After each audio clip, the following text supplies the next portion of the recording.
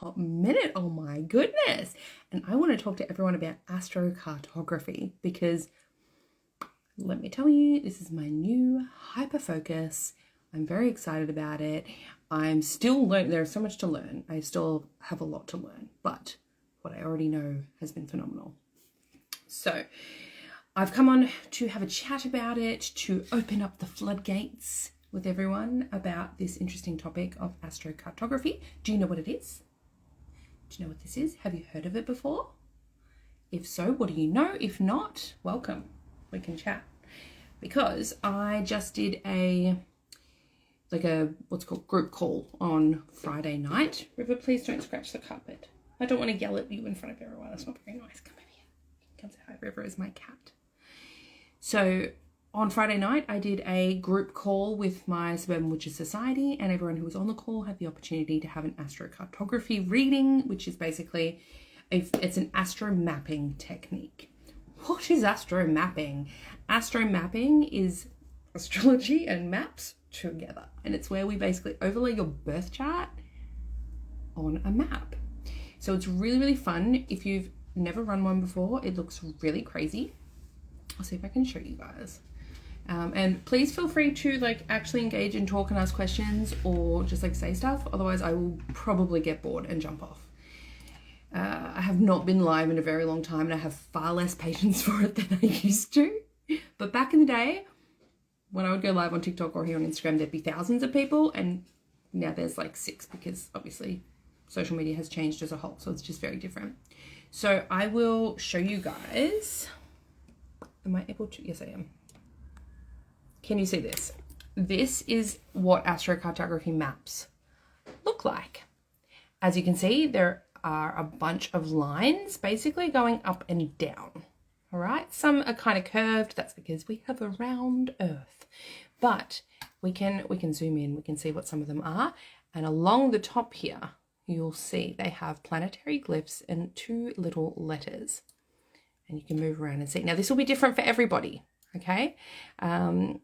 So Mystical Pathways says, astrocartography is so interesting. I've been wanting to learn more about it. Yes, it is phenomenally fascinating. So this is my chart, obviously, right?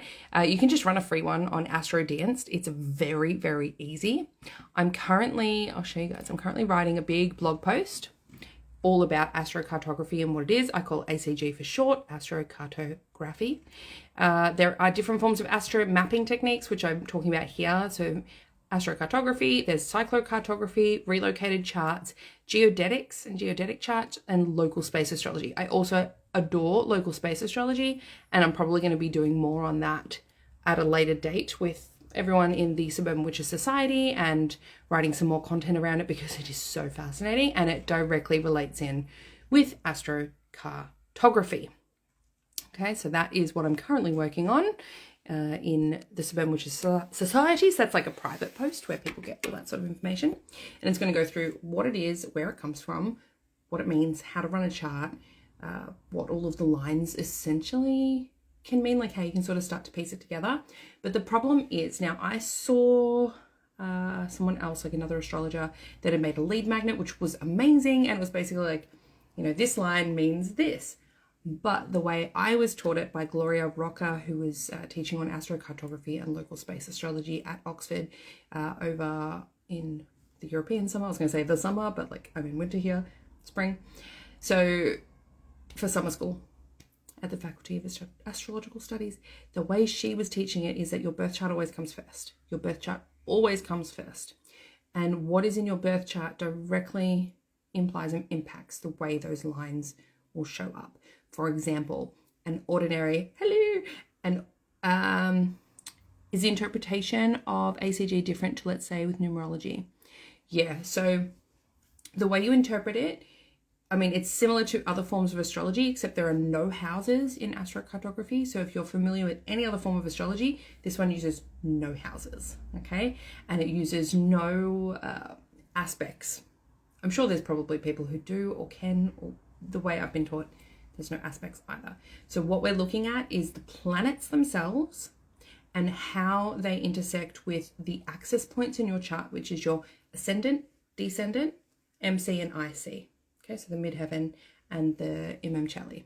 Now, when we are looking at it though, let's say a Pluto line in general, for most people is going to be fairly uncomfortable. Plutonian energy is not comfortable. It's a lot of ups and downs, a lot of twists and turns, a lot of transformation stuff, a lot of death rebirths. Like, we know those Plutonian energies can be really, really tricky.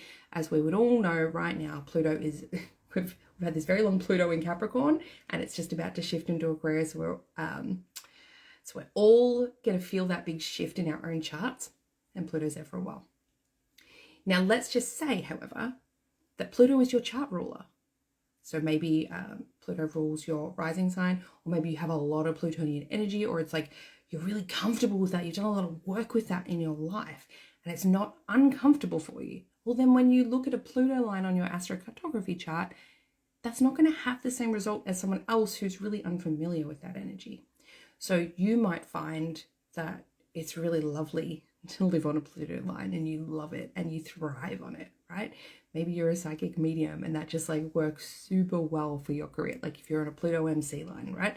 So when we interpret it, if we just go off the basic, this line means X, Y, and Z, it's not always going to be as accurate as if you use your natal chart and your knowledge of your natal birth chart corresponding with it. Obviously, this is like a little bit more advanced forms of astrology. So if this is like way over your head, that's what you would book an astrologer for, right? To help you interpret those sorts of things. But yes, so this is what astrocartography is. There is a lot more to it. It is really fun. It can give you a really great idea on, if you're looking to travel somewhere, if you're looking to move somewhere. Mystical Pathway says, Mars is my chart ruler, so I'd fare well in places my Mars line goes over. Yeah, yes, I would say my interpretation of that would be yes. For example, my chart ruler, and it depends if you go with traditional chart rulers or modern chart rulers. I'm an Aquarius rising, so Uranus would be my chart ruler. Now, when I lived in Perth, I was directly on, and I will show you guys. Flip this over again. You can have a look. Oh, nope, because I'm not on the thing. That was my blog post. Here's my thing. All right, so if we look at Australia, when I lived in Perth, right, I was in North Perth, north of the river, so I was up here, okay? Now, up here, really close to me, try and get it right in there, you can see that is a Uranus AC line, ascendant, okay? And I have Aquarius as my ascendant. So for me, this energy was absolutely wonderful. I found my external style changed. That was the first place I dyed my hair pink, right? That was the first time I had the freaking courage to do it, because Uranus in general is surprising. It's exciting. It's also a little bit transient. So it makes total sense to me that living on a Uranus ascendant line, I was only there for 10 months because it's just the way and the nature of that planet. Now, I absolutely thrived under that. There's also a Venus MC line not too far out. It's probably 100, 200. Yeah, it's within a 5 degree orb, which is about 555 kilometers, is kind of the sphere of influence when we talk about astrocartography. So for me, I was also really close to this Venus MC. Now, when I was living there, right, so turn it around again so you can just see what I'm talking about. So this is, as soon as my hand goes in, you can't see anything, so I'll use my mouse. Venus MC. MC is our midheaven that talks about career. Uranus AC, that's ascendant, and the planet Uranus as well. So Venus is a benefic, it's a beautiful planet, right, with beautiful energy. They both conjoin here, so that energy of both of them together coming across is here as well. That sphere of influence wouldn't be as big. Sorry, it keeps going in and out because it doesn't like looking at another screen. And we can see down here how many kilometers for the distance. So when living here, I'm getting the influence of both of these lines. Now, MC refers to my career. AC refers to the role I'm here to play. Now, when I was there, that was when I started my podcast. That was when I went viral online, which is very Uranian, and also saw a huge boost in my sales because of going viral online, which is very Venusian as well. So I had lots more money coming in. I feel like my body and everything looked amazing and I felt amazing. That Venus being our physical body absolutely tracks in with that. So, My hair looked good. I had beautiful pink hair and loved it. My skin, I did have some skin issues, but then I also did fall pregnant there. So I think there was some hormonal stuff. But overall, I look back at videos, I'm like, oh, fuck yeah, I was rocking it. I looked amazing, right? That was the energy of those lines. When I live where I am on the East Coast at the moment in Australia, scroll across. When I was in Victoria, I was closer to a North Node ascendant. That was hard to navigate. Lots of BS things happen because it's stuff that happens externally from us to force us in line with our destiny. So it can be a little bit uncomfortable. I definitely felt that. There's also a Jupiter descendant, which, tracks with like finding luck through other people around me. That did definitely happen. And then now where I live, I'm really close to my moon MC. So very comfortable in my career. Super, super comfortable in my career. Like it's a nice energy and I'm further away from that North Node one. Now, when we travel, we can use astrocartography. When we want to move homes, when we want to move houses, when we're moving countries, when we're moving states, all of these things, it can be really useful to look at an astrocartography chart. If you are moving closer, as in moving houses in your same neighborhood, you would use local space astrology. Local space astrology can also be really useful for your actual house where you are currently and utilizing the energy in that area where you live now. It is a little bit more complex, but think of it like feng shui meets astrology. It is very, very cool. So as I said, I will be doing more local space astrology stuff as I dig a little bit deeper into it. Mostly all of this information that I'm talking about now and much more of it will be going into a private blog post for Suburban Witches Society members. And as I said, they've all had readings on this on Friday. So we looked at everyone's chart that was on the call and anyone who submitted a question in advance saying, can you please look at my chart? So, and we'll be doing that next month as well. So if you're like, I want you to look at my chart, Hannah, because I have no idea what I'm looking at, come and join the society. Come and check it out. We do a call on the first Friday of the month and it's either at 10 a.m. and then the next month 8 p.m. then 10 a.m. and then 8 p.m. And we alternate every month because that allows for multiple time zones to always be allowed to join. If you can't join on, you still always get a reading anyway. And it's like $30 for a reading with me. Whereas if you book one-on-one, it's $200. So it's a huge, amazing way to get into readings with me that is affordable, but then you also get this huge community and a backlog of resources. So it's super, super fun. But yes, does anyone have any questions about astrocartography that I have not currently covered or that you're curious about or if you want to know about? Because that's what I'm here for right now. And I've only got a few more minutes until the kids get home. So this is your time to shine, peoples. Let me know. And if not, I don't think we have a super ton of people on. I think I've probably chosen a really quiet time. Or maybe people don't do lives anymore. I don't know. Oh, my husband's joined. Hi, darling. You're out with the kids, so I went live. How is ACG different than the relocation thing? Excellent question. So relocational astrology is kind of like where you run a whole new birth chart as if you were born in a different place and you adjust your birth time to be the same time, universal time. I don't know if that's the right way.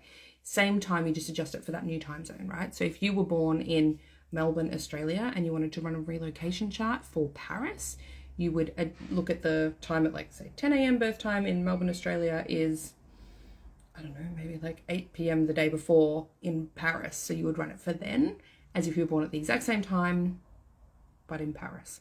And then looking at how that birth chart changes, if you were to then live in Paris, perhaps you would start to embody more of that kind of energy, right? It would be a different rising sign. It would be, things would be in different houses. So that's more of a relocation chart. Like if we're going to go and move over to this place, perhaps this is the person that the potential that we have to grow into. Does that make sense? So relocation charts are different to astrocartography. Astrocartography is not doing a relocation chart for all these places. That's not how it works. Astrocartography works off your birth chart. So when you were born, let's say again, 10 a.m. in Melbourne, Australia, whatever sign or whatever planet was rising in, the east at the moment, or whatever was rising or setting at that moment in different areas in the world, and how it intersects with one of your access points in your birth charts access points being that midheaven, Imam or the ascendant descendant line. However, or wherever it intersects with those, certain places in the world will have one of those planets intersecting with them, and that's where you get a line. So it's working directly with your birth chart and other places in the world. Okay, so that's where it comes in. Complex stuff. This is not basic astrology, but it's really fun and it's really robust and it's really exciting. And I love being able to do different stuff with astrology instead of just birth charts or instead of just transits or instead of just Mercury retrograde, right? We can look at so many other cool things. So it can be really interesting, especially if you have like a best friend or a long-term partner or something and you want to look at, oh, we met over here. I wonder if we both have lines in that area. Or I wonder what was going on when I traveled to this place and I hated it. Or I wonder what was going on when I traveled to this place and I loved it and it felt like home, right? So really interesting stuff. So I hope this has given you guys a little bit of a taster for astrocartography. If you are interested more in it or in your one, you can always book, a reading directly with me, or you can jump on into the Suburban Witches Society, which is my group membership.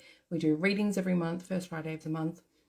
We have a group chat that goes off. I have private posts like the one I'm creating at the moment on astrocartography, and I absolutely think you'll love it. Some of my members have been in there for literally years because it is really, really fun. We make a lot of good friends in there. So hope to have you there. If you have any questions, you know where to find me. You can always DM me. I'm always here. Or email me, info@suburbanwitchery.com. Otherwise, I will see you guys around. Make sure you're listening into the podcast. We've got a really good episode this week with Leonie Dawson all about success in spiritual business. So hope to see you guys there.